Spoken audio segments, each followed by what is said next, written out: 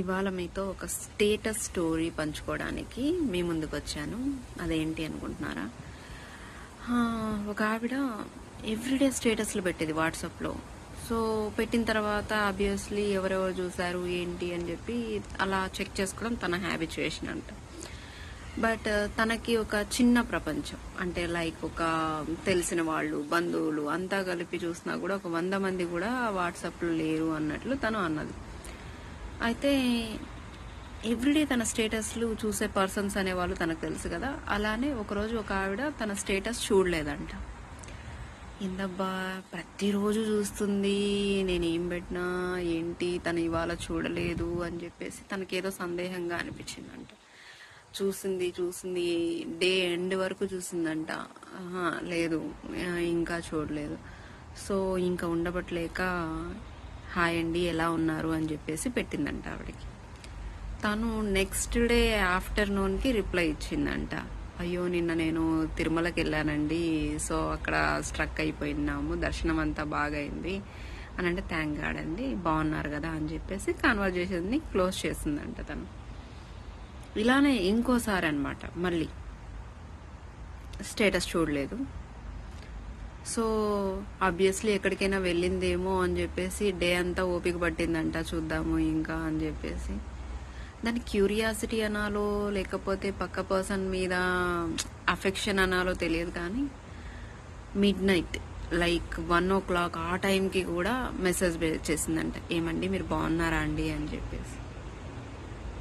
Reply రాలేదు.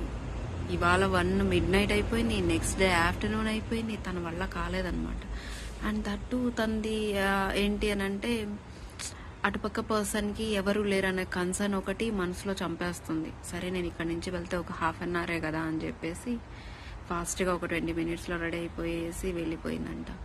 Really అక్కడికి వెళ్ళిపోగానే తను పడిపోయి ఉందంట. ఎవరు చూసుకోలేదు, ఏం లేదు, డీహైడ్రేట్ అయిపోయి ఓవర్ నైట్ మొత్తం అంతా పడిపోయేసి అలానే ఎవరు చూసుకునే వాళ్ళు లేక ఉండిపోయిందంట. తినెళ్ళి హాస్పిటల్లో జాయిన్ చేసి క్రిటికల్ కండిషన్లో ఉంటే, అయ్యో మీరు తీసుకొని వచ్చి మంచి పని చేశారండి, ఇంకాసేపు ఉంటే ప్రాణం పోయేది, ఊపిరి తీసుకునేలాగా కూడా లేదు ఇంకా అని చెప్పారంట. అక్కడ నాకు అనిపించింది, స్టేటస్ చూస్తే పదే చూస్తున్నాము అని చెప్పేసి నిజంగా అనిపిస్తూ ఉంటుంది, సిల్లీగా అనిపిస్తుంది.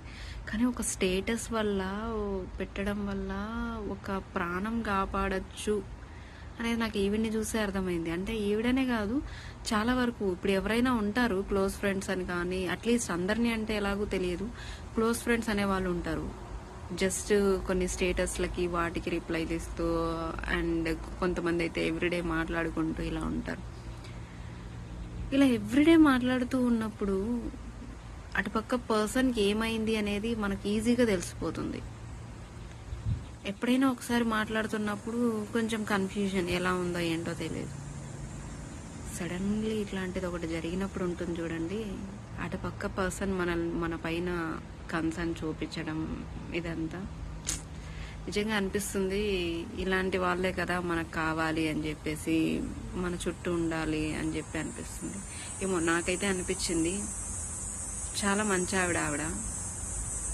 అండ్ ఆ పక్క పర్సన్ లిటరల్లీ అదృష్టవంతురాలు, ఇంత మంచి పర్సన్ దొరకటం వల్ల.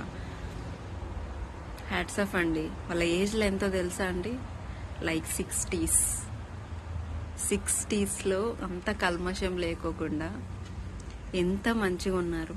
క్లోజ్ ఫ్రెండ్స్ అంటే క్లోజ్ ఫ్రెండ్స్ కాదు, బట్ హ్యుమానిటీ. నేను అడిగాను ఆవిడని, అసలు ఏంటండి స్టేటస్లోకి చూసి మీరు అలా వెళ్ళిపోతారా ఏమనంటే, ఎవ్రీడే నా స్టేటస్ చూస్తోంది, తను ఇవాళ చూడలేదు అని అంటే నా మనసు నాకు చెప్పేస్తోంది తనకి ఏదో అయ్యింది, లేదా తను సమ్వాట్ బిజీగా ఉంది.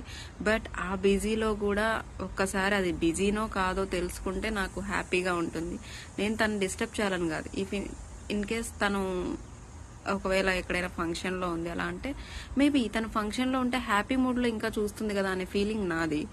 సాడ్ మూడ్ అనుకోండి, అయ్యో ఏమైంది అని చెప్పి కనుక్కోవాలా అనే తాపత్రయం నాది అని చెప్పింది. హ్యాట్స్ ఆఫ్ అండి, చాలా బాగా చెప్పింది ఆవిడ. నాకైతే హార్ట్ టచింగ్గా అనిపించింది, చాలా మంచిగా చెప్పింది కదా. సో స్టేటస్లు అప్పుడప్పుడు పెడుతూ ఉండండి, చూస్తూ ఉండండి. ఎవరికైనా ఏదైనా కావాలంటే హెల్ప్ చేస్తూ ఉండండి. Thank you. రాజు జగదీష్.